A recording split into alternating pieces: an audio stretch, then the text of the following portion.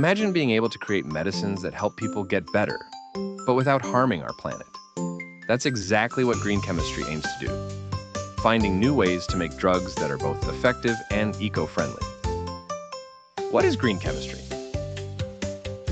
Green chemistry is like a magic tool belt for scientists.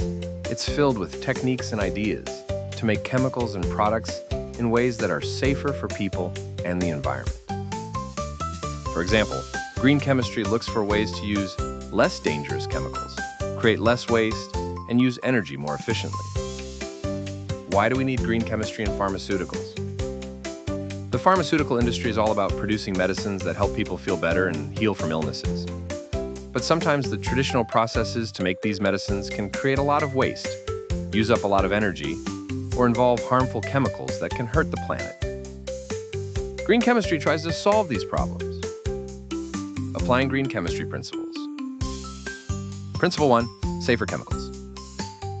One of the key principles of green chemistry is to use safer, non-toxic chemicals. In medicines, this means using ingredients that are less likely to cause allergies or other side effects.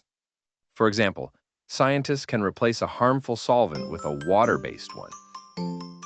Principle 2, design for energy efficiency. Creating medicines traditionally can use a lot of energy. Imagine leaving all the lights on in your house 24/7. Green chemistry finds ways to reduce this energy use by using reactions that work at room temperature or use less electricity. Principle 3, reduce waste. Making medicine can sometimes get messy with lots of leftover materials, kind of like baking a cake and having heaps of flour everywhere.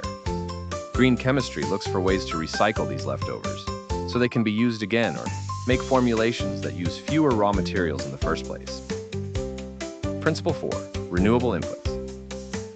Instead of using materials that might run out someday, green chemistry seeks to use renewable materials, items that we can find plenty of over and over again, like plant-based materials.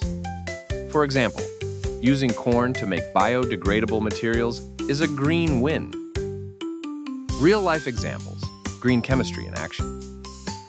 Pfizer's green advancements.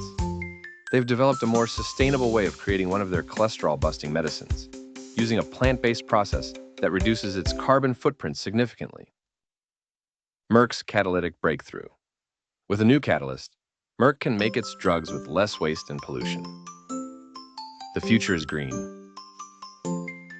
Green chemistry is more than just a good idea.